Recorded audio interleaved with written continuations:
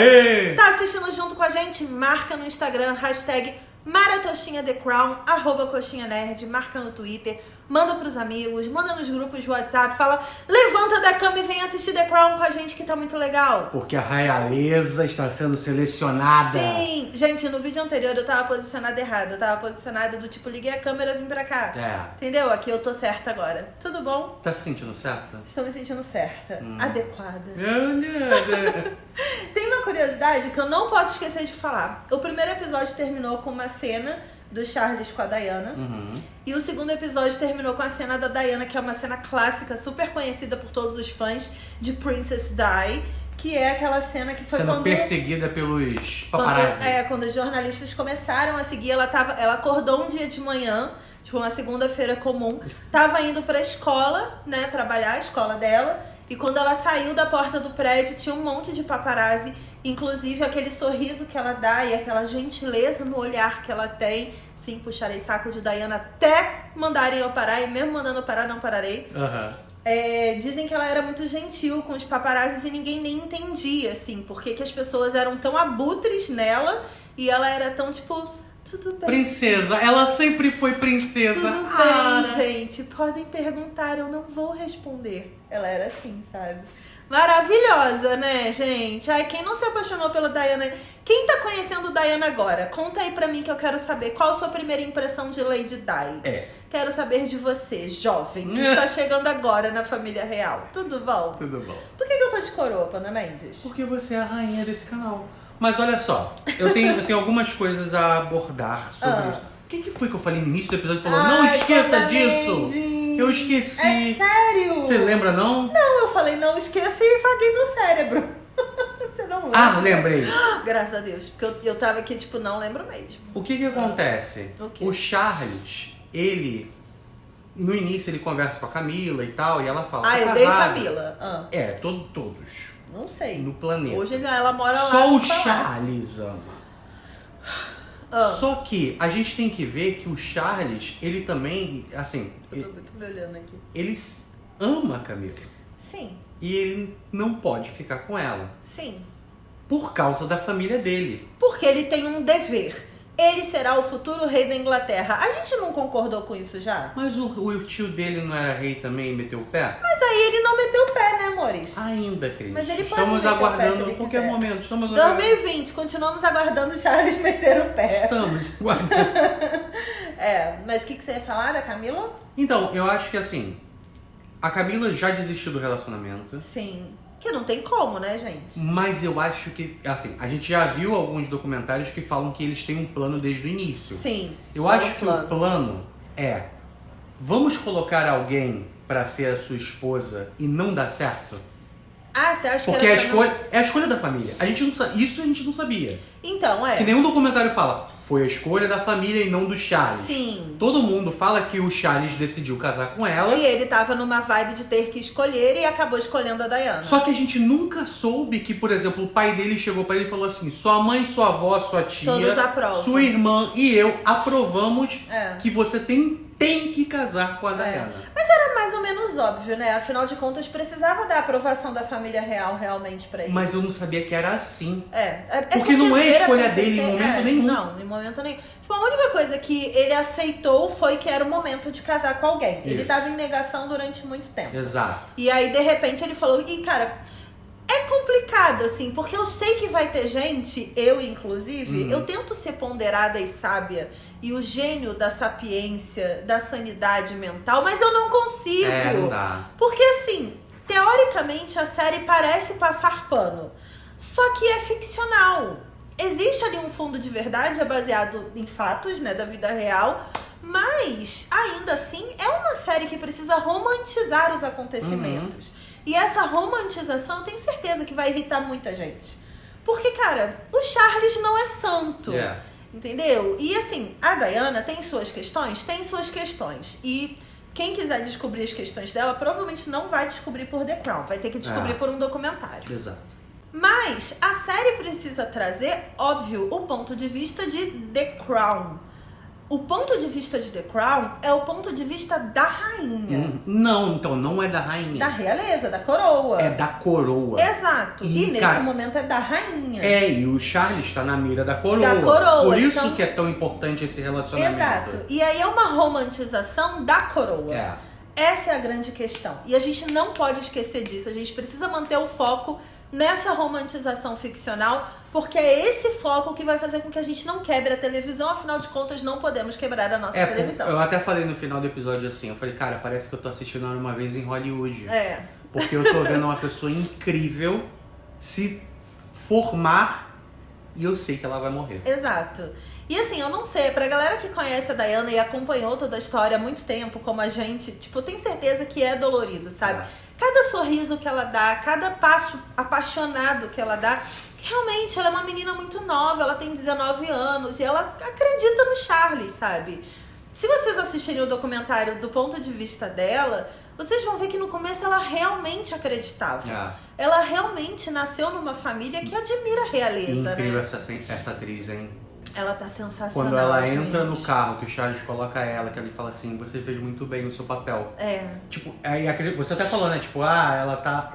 Enquanto ela tá se apaixonando, ele tá cumprindo um dever. Ele tá cumprindo o dever dele. E aí ela dá uma olhadinha pra ele assim no carro e tipo, tá apaixonado aquele olhar, né? Ela tá vivendo um conto de fadas. E dá pra entender por que ela tá vivendo esse conto de fadas. Tem até um episódio chamado Conto de Fadas, né? E cara, ela não conhece Camila, tá? A gente tá aí nesse ponto da história em que ela não sabe da existência de Camila. Exato. Considerando que ela é uma menina muito nova. Lembre que Charles é amigo da irmã mais velha dela. Lembra que lá no início, logo na segunda ou terceira temporada, quando apareceu ele adolescente, apareceu ele numa casa de campo, se eu não me engano, essa mesma casa de campo, e estavam todos os amigos dele. A Camila era uma dessas amigas. Ele tinha uma galera que era meio que... eram tipo primos e duques e duquesas e barões e baronesas, todos mais ou menos da mesma idade, que cresceram juntos. A irmã da Diana era uma dessas pessoas. A Diana era criança. Então, tipo, não tinha nem como ela acompanhar o que estava acontecendo. E é normal ela não saber das coisas. Exato. E esse é o grande problema da relação deles, né? Até ela não saber. A gente viu que a irmã dela tem um certo ranço, né? Que ela conseguiu conquistar o que ela não conseguiu. É complicado, sabe? Eu acho que vai ser uma temporada muito difícil pra quem é muito fã de Diana como eu, pra quem é muito fã dessa história como eu. Já pressinto isso, porque, cara, é dolorido. Me dá vontade de chorar de ver um sorriso de Diana. Então, e tem um detalhezinho que eu achei muito maneiro. A irmã do Charles, a Anne, Princesa Anne, conversando com ele e tal, e falando, nossa, ela tem pernas perfeitas, aquela vaca. Mas aí ela fez uma observação interessante. Ela falou assim, você sabe o que todo mundo pensa dela. Você sabe o que você pensa dela. Você sabe quem pensa o quê? Na hora eu falei, ok, Camila é o Lorde Voldemort. Não é? Sim. Ele é o supremo mal, cara. Ela é. É complicado, sabe? É uma relação complicada porque é aquilo. Ele é apaixonado por ela e ela é apaixonada por ele. Pessoas apaixonadas são inconsequentes. Exatamente. Então, não tem como colocar numa balança de bom senso o que eles fazem. Eles são inconsequentes. E eles são inconsequentes na pior situação, que é a situação proibida. É a pior situação de duas pessoas apaixonadas. E, cara, a gente tá vendo uma ficção baseada no que aconteceu há 20 anos atrás, de verdade, sabe? Charles tá casado com a Camila lá, dormindo nesse momento, quando a gente tá aqui vendo a série deles, com o ranço deles. Eles estão lá assistindo The Crown lá, pleníssimos, sabe? Cada um no seu quarto. Acho que não. Não, eles não podem ter feito isso tudo pra dormir cada um no seu quarto. Valeu, Tati. Vamos falar de Thatcher agora. Thatcher revolucionou seu gabinete, se estressou assim ao extremo com a Inglaterra. Quero pontuar que...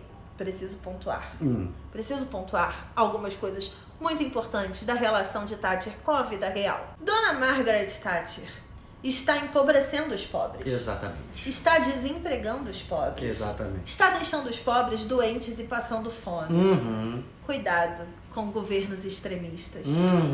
Observem o passo a passo de governos extremistas. Ela está matando quem é pobre pro país ter uma média rica. Lembra que lá no início, logo no primeiro episódio, ela fala que ela quer medidas extremas e rápidas, porque ela não tem esse tempo, para poder melhorar a economia da Inglaterra. Geralmente quem pensa de forma extremista, pensa de forma extremista ao extremo do tipo exterminando. Foi assim com todos os governos extremistas do mundo, da vida, da história. Exato. Não seria diferente em 2020, nem aqui, nem em nenhum outro lugar do mundo. Então, se vocês tiram um pouquinho de referência da história que o mundo já viveu, clamo aqui para que você observe todos os sinais de um governo extremista. Margaret Thatcher está destruindo o povo da Inglaterra. E quando ela fala que boa parte do problema lá na Inglaterra está na liderança conservadora, e aí ela faz referência à família real, que ela não vai muito com a cara, e que ela acha, tipo, cheia de firulas e tudo mais, perceba que a Elizabeth que a gente vê nessa temporada é uma Elizabeth muito diferente do início de carreira. Sim. Ela tá mais leve, ela tá mais tranquila, ela tá curtindo a realeza, coisa que ela não fazia na primeira década ali da vida dela. Agora ela tem cachorrinhos, ela tá de boa, sabe? Ela tá, tipo, curtindo a vida como rainha.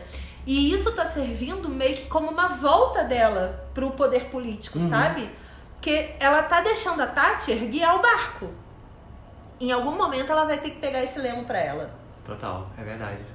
Então, assim, é uma temporada política muito importante também. Principalmente pro momento que a gente vive no mundo, né? Exatamente, a gente tem que... É aquele negócio, né? A história é cíclica. É. E a gente calha de vivenciar as mesmas coisas se não prestarmos atenção no que já aconteceu. Muito bom, Panda Mendes. Tô gostando muito dessa relação familiar que tá aparecendo mais. Eu acho que realmente de toda a história da família real esse é o britânica, momento da história que realmente a família... E é o que a gente quer ver, né? Exato. Porque a gente viu muito a história dos muros pra cá. É. Agora a gente quer ver o que eles falam lá pra dentro. E assim, muita coisa vem agora nessa década. Tem uma mudança drástica na história da Margaret, que é a irmã da Elizabeth. Tem uma mudança muito grande na história da Anne. Tem uma mudança grande na história do príncipe Andrew, que é o irmão mais novo deles, do Charles e da Anne. É nessa década que a mãe da Elizabeth morre, né? Não, acho que não. Não? Ela morre? Caramba, vai viver pra sempre?